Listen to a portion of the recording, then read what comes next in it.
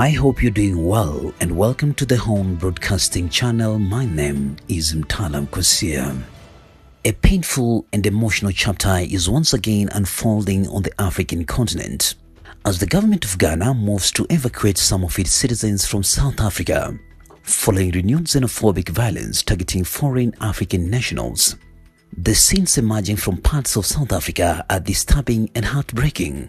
Shops owned by foreign Africans have reportedly been looted, businesses destroyed, families threatened, and many migrants forced to flee communities they once called home. Among those affected are Ghanaians who travel to South Africa searching for business opportunities, education, safety, and a better future.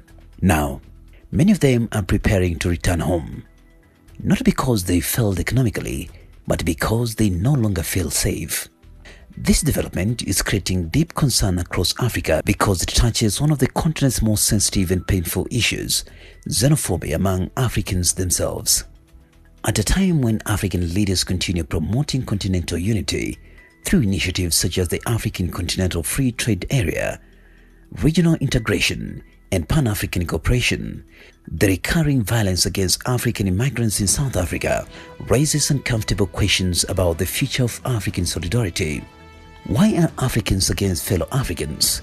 Why does South Africa continue experiencing repeated outbreaks of xenophobic violence? And what does Ghana's evacuation decision say about the growing diplomatic and social tensions inside Africa? These are difficult questions that are now confronting the continent. For many Africans, the situation is deeply emotional because South Africa once symbolized African liberation and unity. During the anti-apartheid struggle, many African countries including Ghana, Tanzania, Zambia, Nigeria, Kenya, and others supported South Africans politically, diplomatically, financially, and morally. African nations gave shelter to South African freedom fighters. They campaigned globally against apartheid. They sacrificed economically to isolate the apartheid regime. Many Africans therefore felt betrayed when fellow Africans are attacked in democratic South Africa today. The anger across the continent is not only about violence itself, it's also about historical memory. Many Africans remember that South Africa's liberation struggle was never fought alone. It was a continental struggle. That is why xenophobic attacks inside South Africa create such strong emotional reactions across Africa. According to reports from community organizations and local media, the latest tensions reportedly began after protests linked to unemployment, crime, house shortages, and frustration of economic hardship. In several communities, foreign nationals were accused fairly or unfairly of taking jobs, operating businesses illegally, and contributing to crime. Unfortunately, these accusations have become common during previous xenophobic waves in South Africa. And yet, statistics and economic studies have repeatedly shown that many migrants actually contribute positively to local economies by creating businesses, employing workers, and supporting trade networks. Still, during times of economic hardship, immigrants often become easy political targets. South Africa today faces enormous economic pressures. Youth unemployment remains among the highest in the world. Millions of young South Africans are struggling without jobs, while inequality, poverty, and frustration continue growing in many townships and urban areas. Crime rates remain high. Public trust in political leadership has weakened. And under such conditions, social anger often seeks someone to blame. Sadly, foreign Africans frequently become scapegoats. This is where the danger becomes very serious, because xenophobia is not simply a law enforcement issue. It is a political, economic, psychological, and social crisis. It reflects deeper frustrations inside South Africa society, frustrations connected to unemployment, inequality, corruption, failed service delivery, and broken promises from apartheid.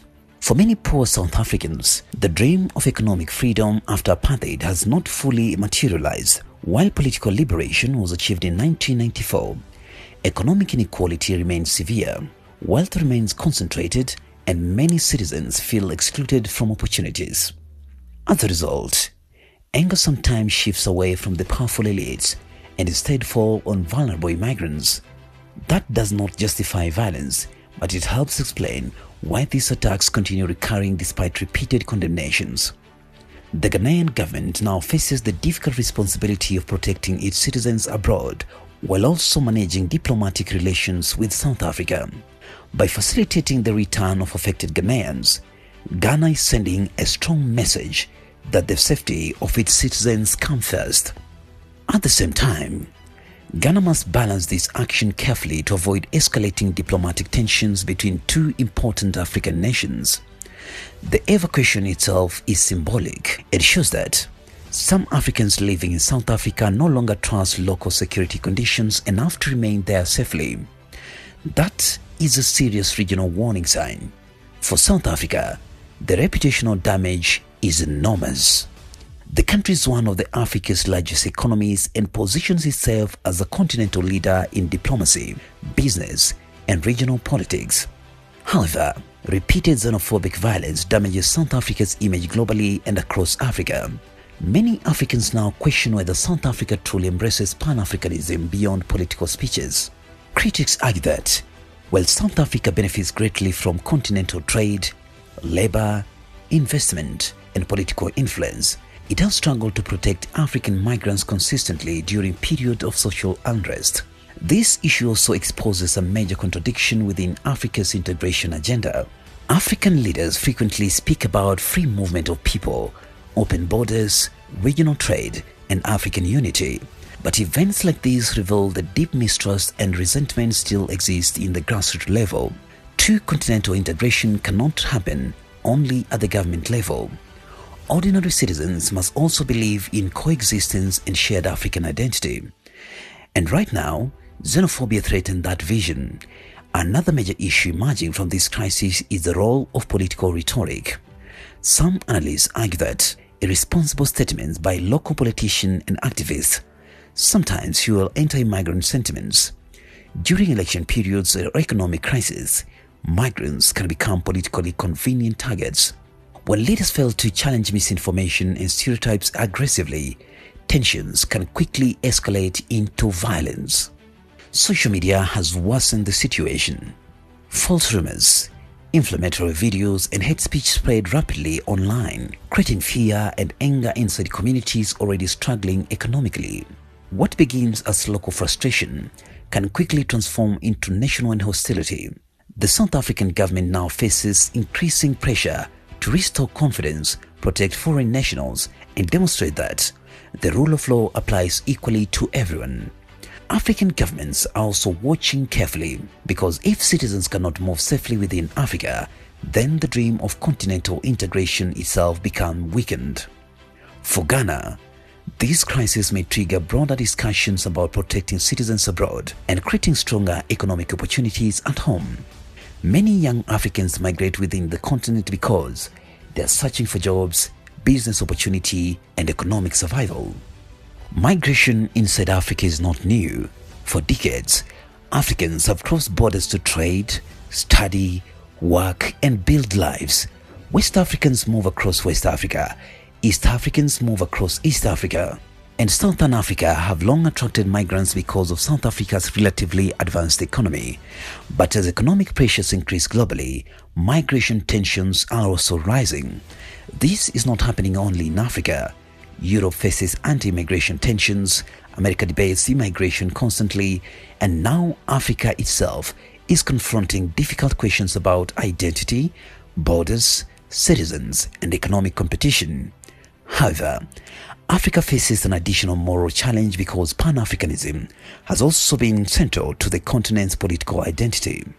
African unity was supposed to represent solidarity against division, colonialism, and oppression. This crisis should become a wake-up call for the entire continent. African governments cannot continue speaking about unity while ignoring unemployment, inequality, urban poverty, and public frustration. Economic desperation creates fertile ground for xenophobia. If young people feel abandoned economically, anger can easily be manipulated against vulnerable communities.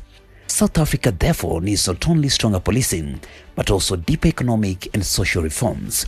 At the same time, African governments must educate citizens about coexistence, regional integration, and the economic contribution migrants make to society. The African Union may also face pressure to become more active in addressing xenophobic violence proactively rather than reacting only after crises erupt.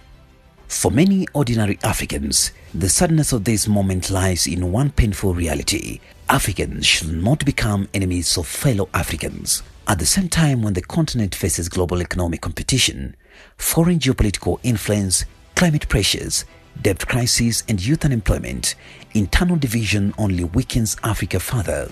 The evacuation of Ghanaians from South Africa is therefore not just a migration story, it is a warning sign. A warning sign about economic frustration, a warning sign about failed social cohesion, a warning about weakening Pan-African trust, and a warning that unless African leaders address inequality and social instability seriously, xenophobia may continue threatening the dream of a united and prosperous Africa. Because the biggest danger is not only about violence itself, the biggest danger is when Africans begin losing faith in each other. If you've got any contribution or comment, please do so in the comment section. My name is Mtalam Kosia and this is the Horn Broadcasting Channel.